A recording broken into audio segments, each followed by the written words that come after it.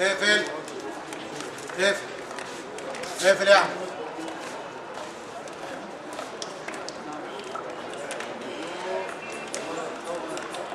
مش هينفع والله. كوارشي يعلي الكوارشي، والكرة هنا اهوت لمحمود عبد الحفيظ وبداوي. الحجاوي يقدر يريح على الارض، حلوه جدا على طول. يا سلام، هدف اول لدمنهور، هدف اول لدمنهور، جول اول لدمنهور. حماده الغنام يعلنها زرقاء، يعلنها دمنهوريه، يعلنها في اخر دقايق الشوط الاول وفي الوقت الضائع من الشوط الاول اللي احتسبه حكم اللقاء كابتن الحوفي. لكن شوف صناعه الكره، الباصه هي اللي فيها كل حاجه. شفنا على طول كره بينيه وثرو جميله جدا من بداوي، الحجاوي لبداوي، وبداوي يحطها حلوه جدا للخطير والموهوب حماده الغنام اللي يحطها ببطن رجله على طول.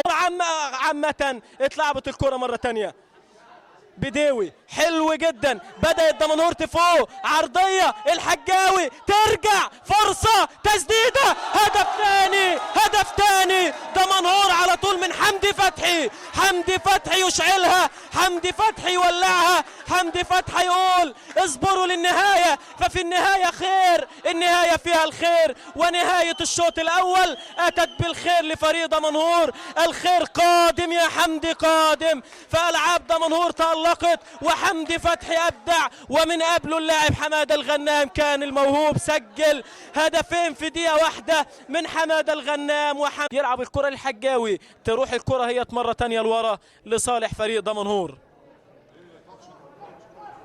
على الارض مره ثانيه مع بداوي، يلعب الكره للحجاوي، جميله جدا، انفراد، فرصه، هدف لدمنهور، 3-0 لدمنهور، جول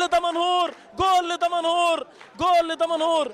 حماده الغنام هدفه الثاني في هذا اللقاء، حماده الغنام يسجل البصمه الثانيه ليه في بدايه الشوط الثاني وفي الدقيقه الاولى.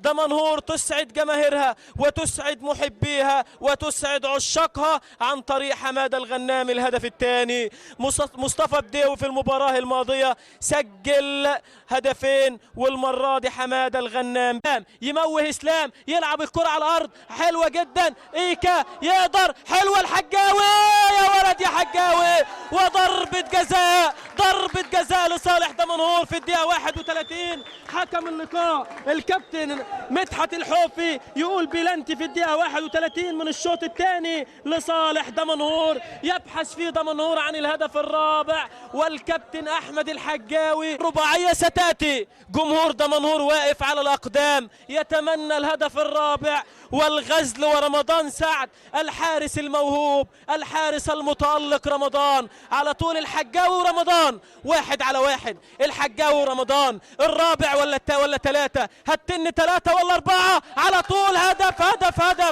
رغم محاولة الخطير رمضان، إلا أن الحجاوي يسجل الهدف الرابع لفريق دمنهور.